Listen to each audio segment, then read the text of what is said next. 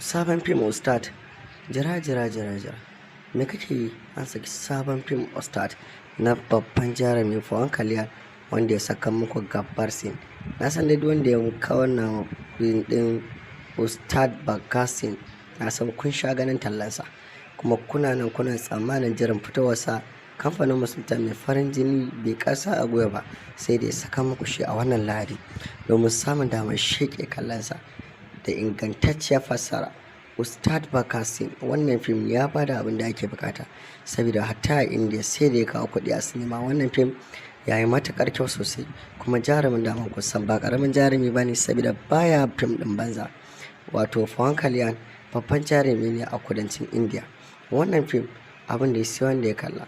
Ga masu bukatar fina-finan mu su mana magana akan wannan namba a tsakiyar bidiyo. Za ku ga namban mu, kusan baɗa mana magana ba ta kira, amma za ku yi mana magana a ta WhatsApp ko kuma a Telegram. Muna matukar godiya da gudunmawa da kuke bamu. Sannan muna da tsarukan guruf na regular da na BIP domin samun damar sheke manya-manyan fina-finai irin su KGF, Pushpa, Bagira, kuma wani iri ne akwai shi. Ka san kamo fastarsa ko kuma short din bidiyo domin samun damar sheke kallonsa.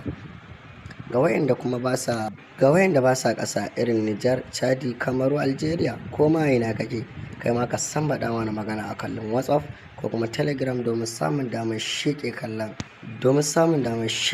manya-manyan fina-finai. Ba wai iya Ustaad ba, kowane fim KGF na maimaita muku. La ilaha illallah, akwai sababbi dai abin sai wanda ya gani. Ku ringa danna mana subscribe domin samun damar ganin tallakan mu da kuma zafafan fina-finan da suke saukowa. Muna matukar godiya da gudunmawar ku, sai mun je ku.